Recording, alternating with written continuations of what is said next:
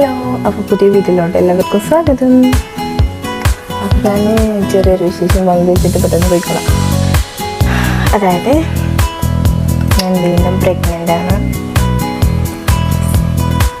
ഞാൻ വീണ്ടും ഒരു അമ്മയാൻ പോകുന്നു. ഒരു ചേച്ചി കുട്ടി എത്താത്ത ആവാൻ പോകുന്നു.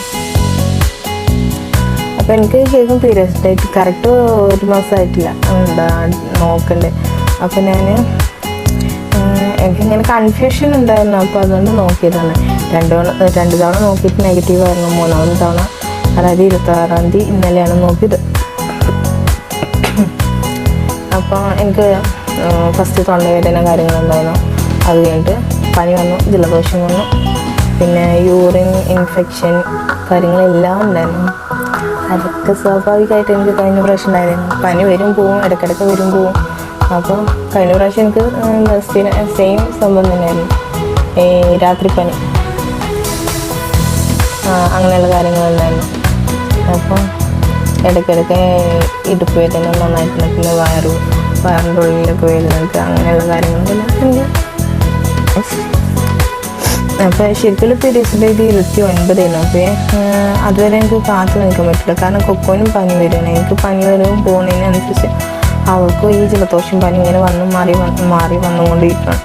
അപ്പോൾ ഞാൻ കാരണം അവൾക്ക് ഒരു ബുദ്ധിമുട്ടുണ്ടാകാൻ പറ്റില്ല. അപ്പോൾ അങ്ങനെ നോക്കാമെന്ന് വിചാരിച്ചു. നോക്കിയിട്ടുണ്ടെങ്കിൽ പരിഹാരം ഉണ്ടെങ്കിൽ ഡോക്ടറേറ്റ് പോയിട്ട് എന്തെങ്കിലും പരിഹാരം ഉണ്ടോ നോക്കാമെന്ന് വിചാരിച്ചു. എന്തെങ്കിലും അവൾക്ക് പ്രശ്നം വരും. ഭാവിയിൽ ഇങ്ങനെ പ്രഗ്നൻ്റ് ആവുകൊണ്ട് ഇനി ചിലപ്പം ഫീഡിങ് നിർത്തേണ്ടി വരും. അപ്പോൾ അത് എൻ്റെ കുട്ടിക്ക് എന്തെങ്കിലും ബുദ്ധിമുട്ടോ കാര്യങ്ങളോ ഉണ്ടാക്കും, അതൊക്കെ എനിക്കറിയണമെന്ന് നല്ല ആഗ്രഹം ഉണ്ടായിരുന്നു. എന്തായാലും ഉണ്ടെന്നുള്ള കാര്യം എനിക്ക് കൺഫേം ആണ്. പക്ഷേ കുക്കുവിൻ്റെ കാര്യത്തിലും കുറച്ച് ടെൻഷൻ ഉണ്ടായിരുന്നു.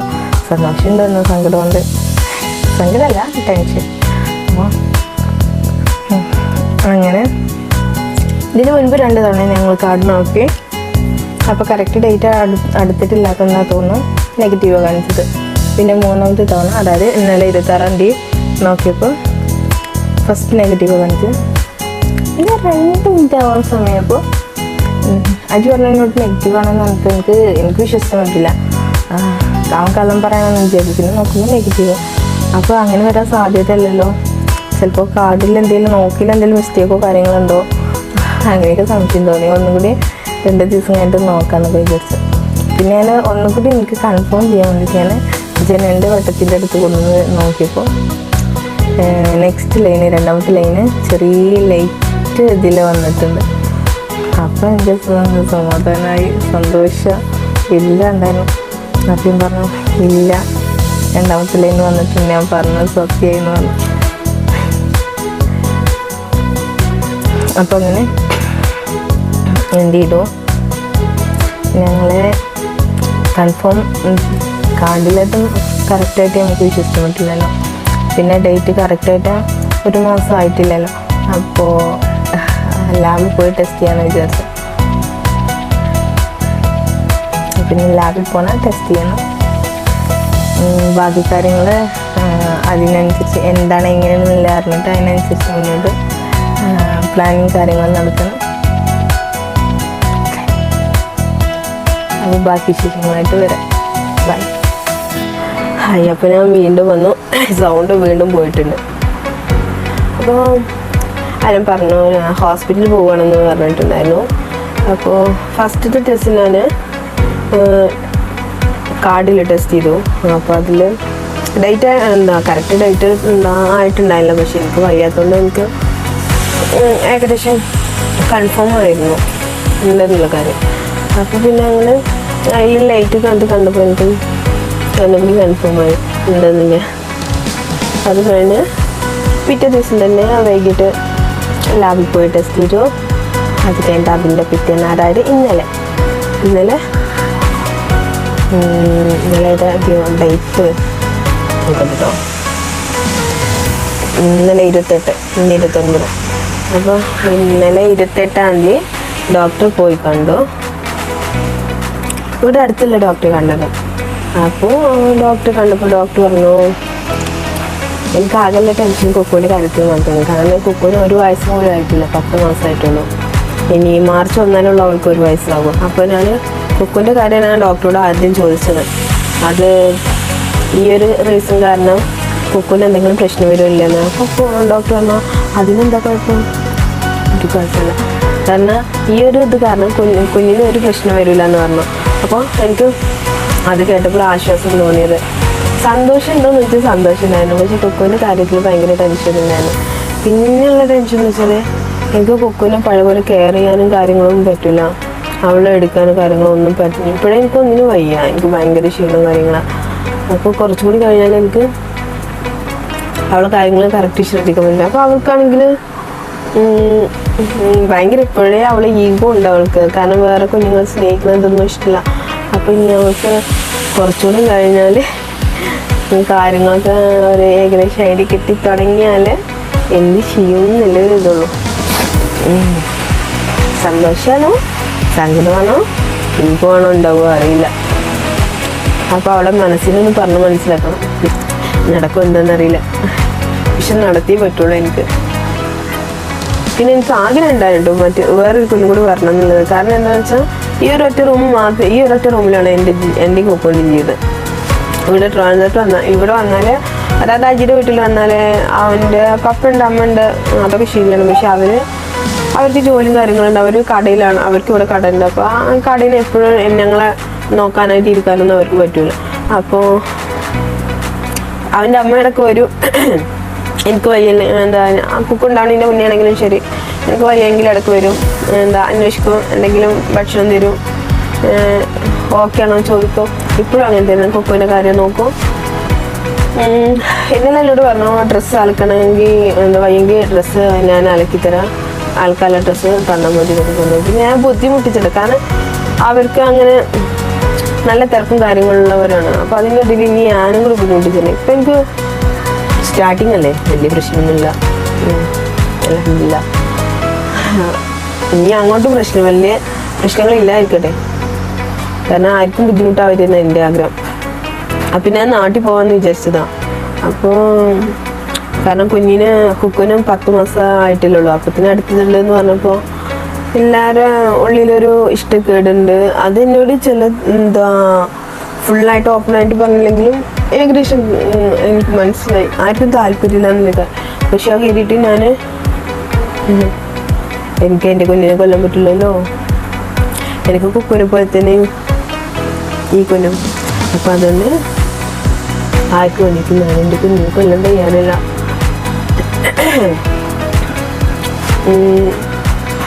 എത്ര തന്നെ പ്രശ്നങ്ങളുണ്ടെങ്കിൽ എനിക്ക് കുക്കുവിന് പ്രഗ്നൻസിയിൽ എനിക്ക് ഡിപ്രഷൻ്റെ പ്രശ്നം ഉണ്ടായിരുന്നു. അതിന് കൗൺസിലിങ്ങും കാര്യങ്ങളൊക്കെ നടത്തിക്കൊണ്ടിരിക്കുമായിരുന്നു. അത് ഇപ്പോഴും ഞാൻ ഡോക്ടറെ കാണിക്കാറുണ്ടായിരുന്നു. അതിനിടയിലാണ് ഇത്. പക്ഷെ എന്നാലും ഞാൻ കുക്കുവിന് ഒരാൾ കൂട്ടാവുമല്ലോ എന്നുള്ളൊരു സന്തോഷമാണ്. അപ്പോൾ എന്താ പറയുക, ഒരേ സമയം സന്തോഷമുണ്ട് എന്നാൽ സങ്കടമുണ്ട്. കാരണം അല്ലെങ്കിൽ എനിക്ക് ആരുമില്ല എന്നുള്ളൊരു ചിന്തയാണ്. അതിൽ കൂടി ഇപ്പോൾ ശരിക്കും ഓരോരുത്തരെ ഞാൻ പ്രഗ്നൻ്റ് ആണ് എന്നാണ് സന്തോഷത്തോടെ വിളിക്കുമ്പോൾ തിരിച്ചുള്ള എന്താ പറയുക മറുപടി പ്രതികരണം, അതിലൊരു ഹാപ്പിനെസ് ഇല്ല, ഒരു അനിഷ്ടം അല്ലെങ്കിൽ പുച്ഛം അങ്ങനെ എന്തൊക്കെ കലർന്നൊരു. അപ്പം അതെന്തോ എൻ്റെ മനസ്സിൽ വല്ലാതെ കടന്നിങ്ങനെ റോള് ഇങ്ങനെ കറങ്ങി ഓടിയിരിക്കണം. അപ്പോൾ അതിനൊന്ന് മാറ്റിയെടുക്കണം. അതുകൊണ്ട് തൽക്കാലം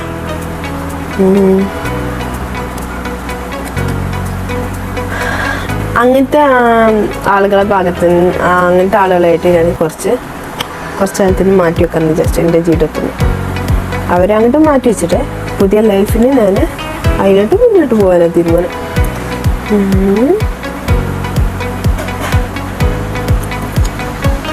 പിന്നെയുള്ള വിശേഷം ഡോക്ടറെ കണ്ടിട്ട് എന്തായി എന്നുള്ളത്. ഡോക്ടറെ കണ്ടു, ഡോക്ടർ പറഞ്ഞു കുഴപ്പമില്ല, എല്ലാം ഓക്കെയാണ്. പക്ഷേ ടെസ്റ്റ് ചെയ്തത് അതായത് കറക്റ്റ് ലാസ്റ്റ് പീരിയഡ്സ് ഡേറ്റിൻ്റെ 3 ദിവസം മുൻപാണ് ഞാൻ ടെസ്റ്റ് ചെയ്തിട്ടുള്ളത്, ലാബ് ടെസ്റ്റ്. അതിന് മുൻപാണ് മറ്റു ടെസ്റ്റ് ചെയ്തത്. അപ്പോൾ അതിൽ തന്നെ എനിക്ക് അറിയാൻ പറ്റിയിട്ടുണ്ടായിരുന്നു. അപ്പോൾ അപ്പോൾ അത്രയും എന്താ നേരത്തെ ചെയ്തുകൊണ്ടാവും. അതിൽ എന്തൊക്കെ കാര്യങ്ങൾ അളവും കാര്യങ്ങളും ഉണ്ട്. ടെസ്റ്റിൽ കുറച്ച് അളവും കാര്യങ്ങളും പറഞ്ഞു ഡോക്ടർ. അപ്പോൾ അളവ് കൂടേണ്ട അളവ് കുറഞ്ഞിട്ടാണ് ഉള്ളതെന്ന് പറഞ്ഞു.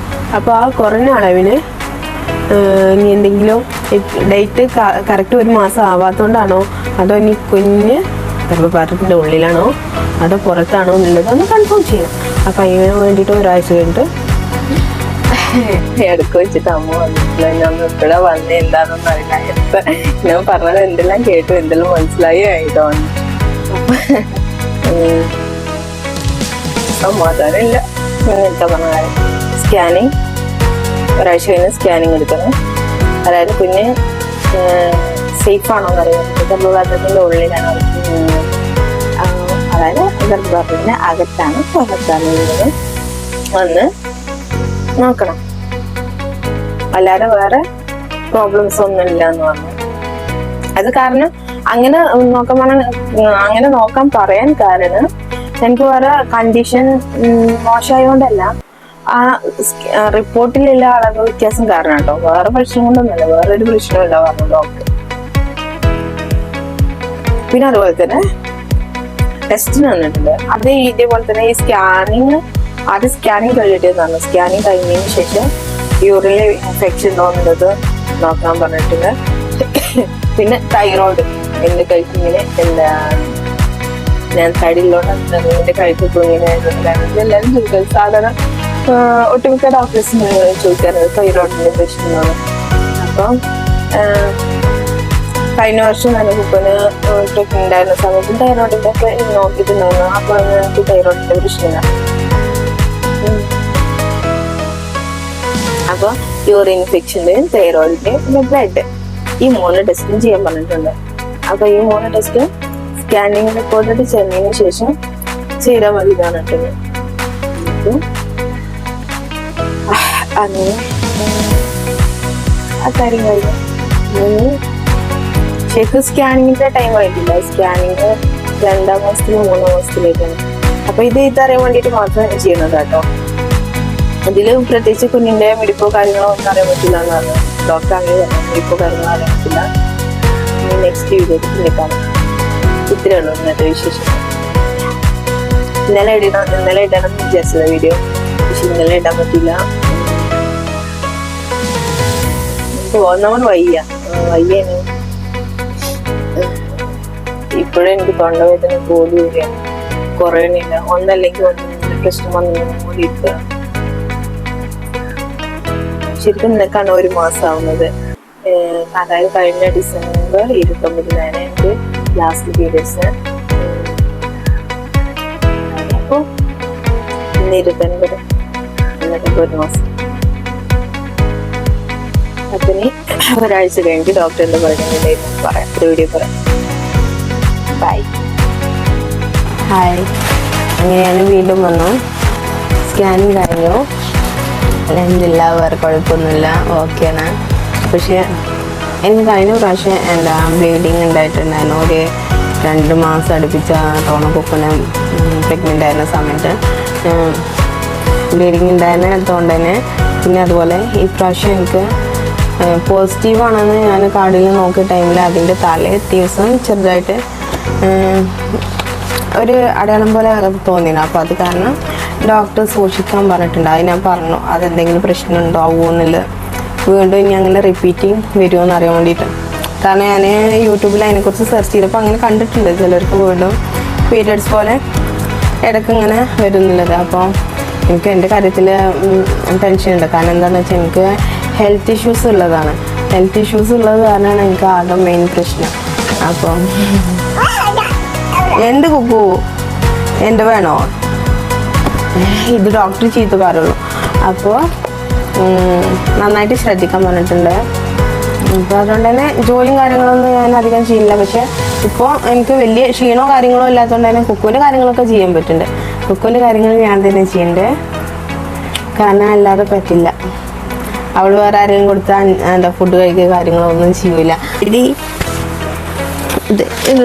റിപ്പോർട്ട് എടുത്തൊക്കെ ഡോക്ടറെ കാണിച്ചണം.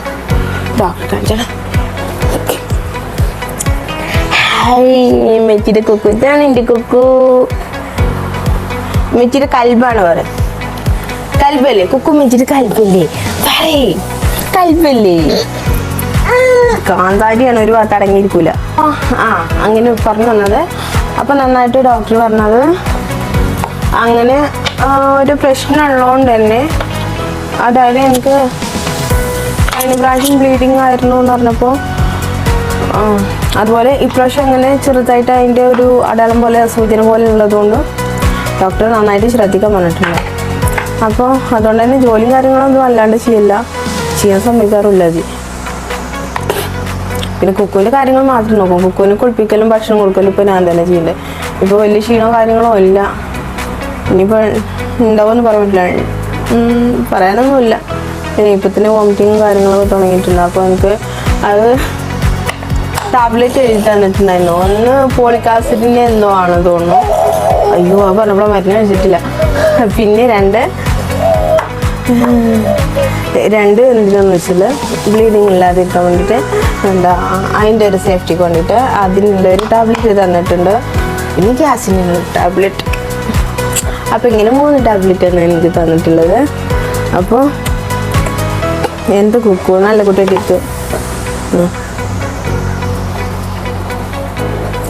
അപ്പോൾ ഈ ടാബ്ലറ്റ് കഴിക്കാൻ തുടങ്ങി അവിടെ നിന്ന് ചെറുതായിട്ട് വോമിറ്റിങ് തുടങ്ങിയിട്ടുണ്ട്. 1-2 തവണയായിട്ട്. ഭാഗത്തു നിന്ന് പറഞ്ഞു തരേണ്ടോ ചെയ്ത് തരേണ്ടതായിട്ടുള്ള കാര്യങ്ങളൊക്കെ കഴിഞ്ഞു. ഇനിയല്ല, ഞങ്ങളുടെ കയ്യിലാണ്. അപ്പോൾ ഞാൻ എത്രത്തോളം ശ്രദ്ധിക്കണോ അതിനനുസരിച്ചിട്ടുണ്ടാവും. എന്നാലും വേറെ വലിയ പ്രശ്നങ്ങൾ പറയാനില്ല. ശ്രദ്ധിച്ചാൽ നന്നു, അത്രേ ഉള്ളൂ. ഛർദി ഉണ്ടെങ്കിൽ ഛർദി നിൽക്കുമെന്ന് അറിയില്ല. അപ്പോൾ അതിന് വേണ്ടിയിട്ട് ടാബ്ലറ്റ് എഴുതി തന്നിട്ടുണ്ട്. അത്രയൊക്കെയുള്ള വിശേഷങ്ങൾ. അപ്പോൾ ഇനി 25-ാം തീയതി വീണ്ടും പോകണം. ഞാനിപ്പോൾ ഈ വീഡിയോ ഫെബ്രുവരി എത്ര ഡേറ്റ് നോക്കട്ടെ. ഫെബ്രുവരി 8. ഫെബ്രുവരി 25-നാണ് ഇനി 2ാം മാസത്തിലെ സ്കാനിങ്. അപ്പോൾ അത്രയുള്ള വീഡിയോ. അപ്പോൾ ഇനി അടുത്ത വീഡിയോ കുക്കു വാശി തുടങ്ങി. ഇനി അവളെ നോക്കട്ടെ.